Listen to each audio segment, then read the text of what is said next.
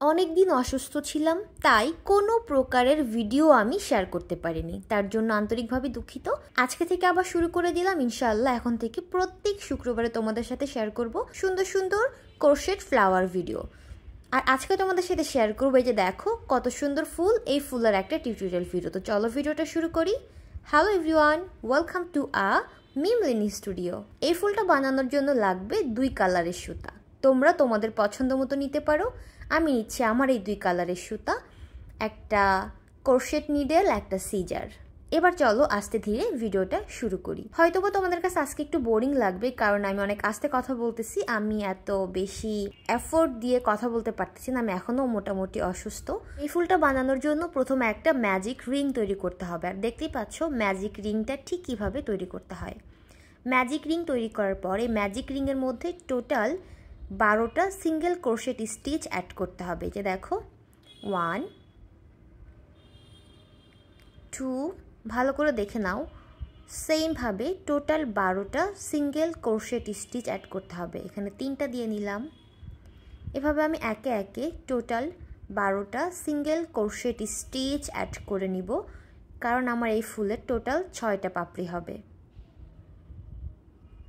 এখানে 12টা single crochet stitch দিয়ে ফুলের মাঝখানের অংশটাকে তৈরি করে নিলাম।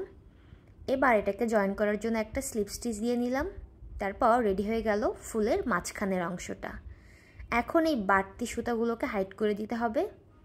সিজার দিয়ে কেটে হাইড করে দিলাম।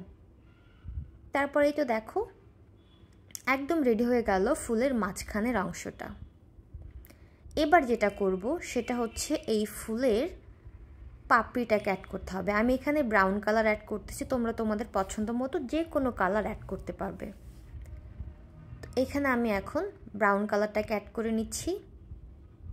প্রথমে এই সবুজ কালারটার সাথে ব্রাউন কালারটাকে আমি অ্যাড করে নিব একটা লুপের সাহায্যে।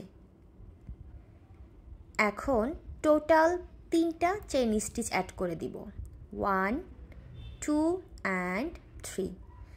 এবার এই নিডেলের সাথে সুতাটাকে পেঁচিয়ে নিব। তারপরে সেম স্টিচের মধ্যে আমি নিডেলটাকে দিয়ে আবার টেনে তুলে একটা লুপ তৈরি করব।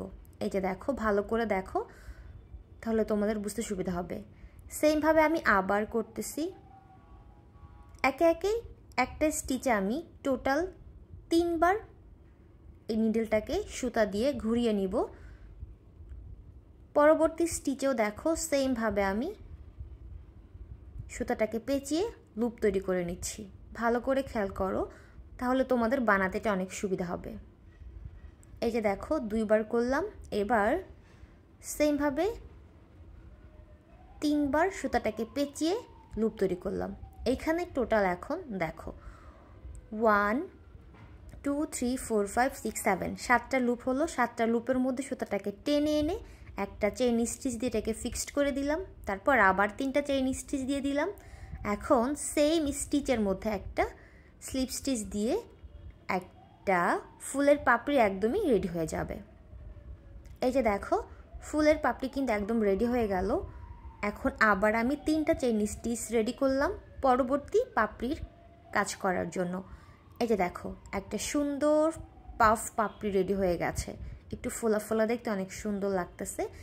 এবার হচ্ছে পরবর্তী যে 3 নাম্বার স্টিচ আছে সেখানেও সেমভাবে নিডেলটাকে আমি সুতার মধ্যে পেঁচিয়ে টেনে তুলে একটা লুপ তৈরি করলাম।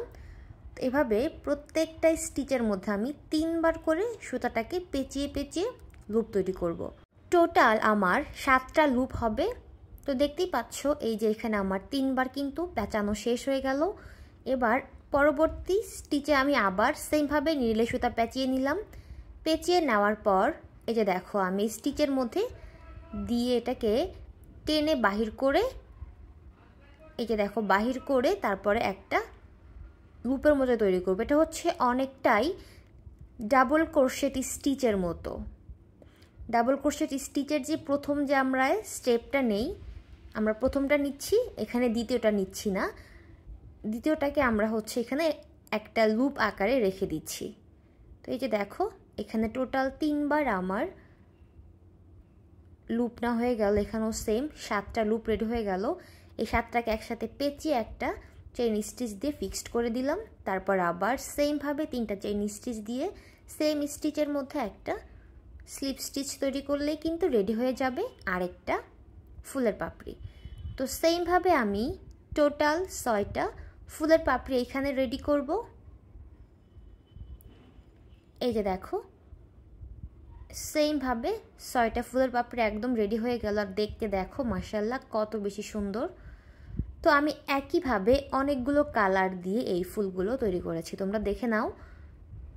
এটা কিন্তু অনেক সহজ বানাতে আর দেখতেও কিন্তু অনেক সুন্দর পাফ ফ্লাওয়ার। তোমরা এটাকে যে কোনো কাজে লাগাতে পারবে অ্যাজ এ মোটিভ হিসেবে। তো আজকের ভিডিও তোমাদের কেমন লাগলো অবশ্যই কিন্তু কমেন্টে জানাতে ভুলবে না। এরকম সুন্দর সুন্দর ক্রোশেট ফ্লাওয়ার ভিডিও পেতে আমার চ্যানেলটাকে অবশ্যই সাবস্ক্রাইব করবে। আর দেখা হচ্ছে নেক্সট ভিডিওতে। আজকে অসুস্থ ছিলাম, তার জন্য ভিডিও দিতে একটু লেট হয়ে গেল, তার জন্য আমি খুবই দুঃখিত। ইনশাআল্লাহ এখন থেকে নিয়মিত ভিডিও আপলোড হবে আর আমাকে সবাই অনেক সাপোর্ট করবে। আজকে এই পর্যন্তই।